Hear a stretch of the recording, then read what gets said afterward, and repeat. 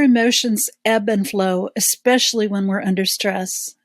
At one time or another in the counseling process, one or both partners have told me that they're giving up on their relationship. And I always have said, I'll hang in there with you, even when you don't feel like going on.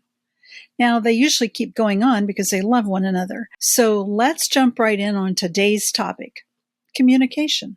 Hello, I'm Dr. Debbie, and I've been helping men, women, and couples grow together for more than 25 years. Now it's your turn to learn what I learned and taught as a couples counselor and university professor. You are the wise woman, and this is your personal development podcast packed with instant encouragement and practical tips. And men can learn about women too, because this is a safe place where women are valued and men are respected. We talk about biology, socialization, behavior, emotions, communication, and connection, because men and women are different. Always have been, always will be, and that's a very good thing. We experience a full range of emotions. Joy, anger, sadness, hurt, and fear are the basic ones with lots of variations. Guilt and shame are also very common in our human experience, and God designed us in such a way that our emotions are primary. That is, feelings come first. He did that for a very good reason. Mostly he did it so we could experience joy in Him and in one another. So much for that lie about God not caring about our happiness, eh? Our emotions are like a barometer designed to tell us that something's going on inside of us or in the space around us. So it's our job to figure out what our feelings are telling us about what's happening and what we can do in response. No matter what anyone tries to tell you, your first response to any situation is emotional. You're created that way. Information gets into your brain via two pathways. The emotional pathway is faster. Reason is the slower pathway. Emotions tell you action is needed now. For example, if you've ever seen a child run into the street in front of your car, you know what I mean. You slam on the brakes as soon as you see him. A few seconds later, your brain kicks in and tells you what happened.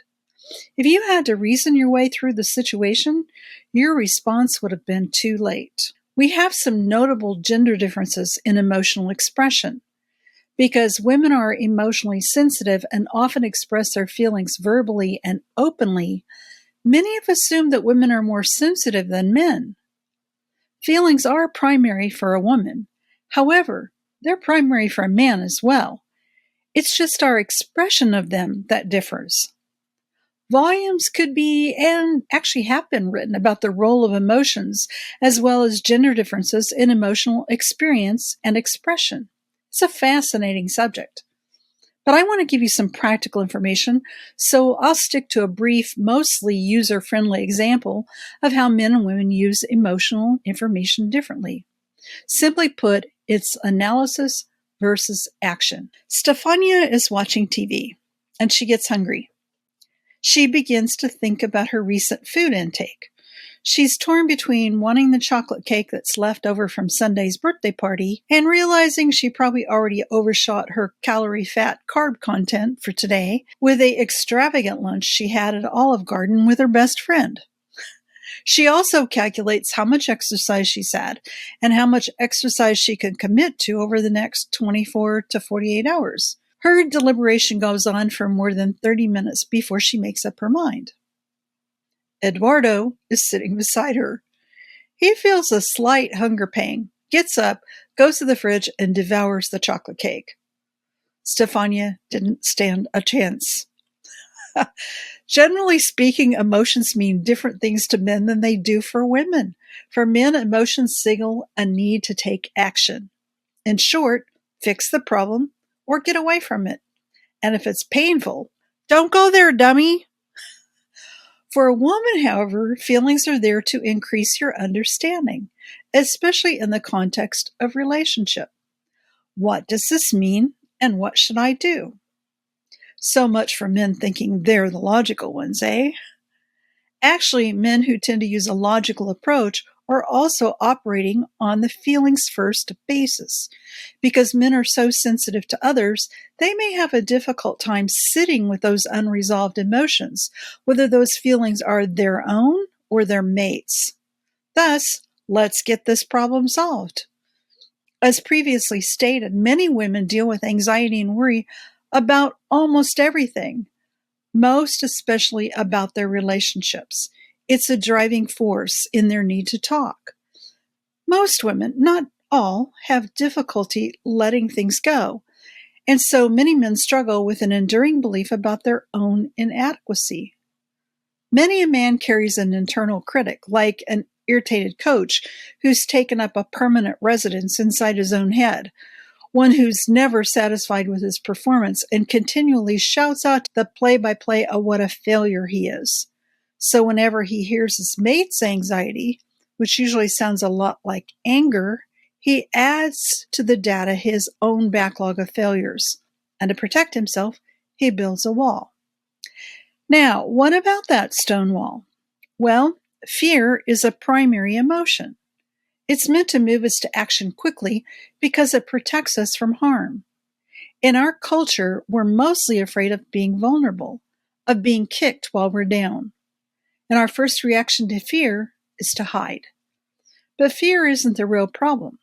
The problem is hiding. We hide from God, which assures we won't receive His help, which we so desperately need, and we hide from one another. That means we put up a wall to protect ourselves. Walls keep bad things out, but walls also keep good things out.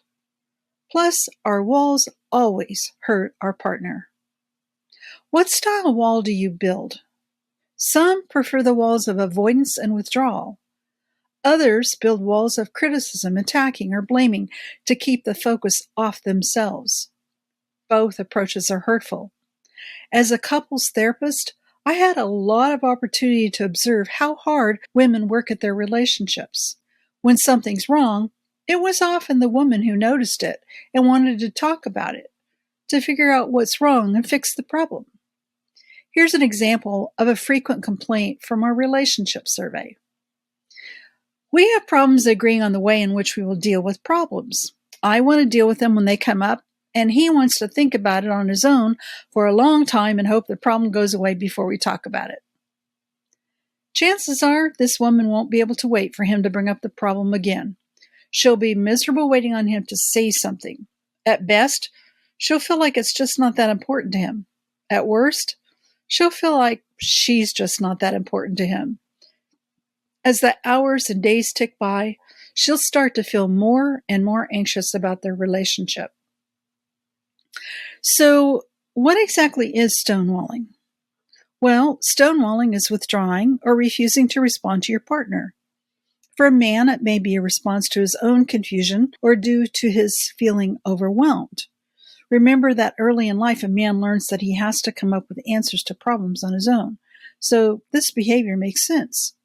However, the stone wall is a defensive move, which is different than the man cave, which I discuss in chapter 20 of my book, available on Amazon, of course. For women, being stonewalled by her mate creates excessive anxiety and anger. Women stonewall too. And the surprising thing about stonewalling, it's actually much more damaging to the relationship if the woman is the stonewaller. Thank you for listening to this episode of A Wise Woman's Guide to Men and Marriage. What did you think? Did the information raise more questions? Do you want to learn more? Head over to A Wise Woman's Guide for show notes and links to the resources mentioned in this episode at awisewomansguide.com.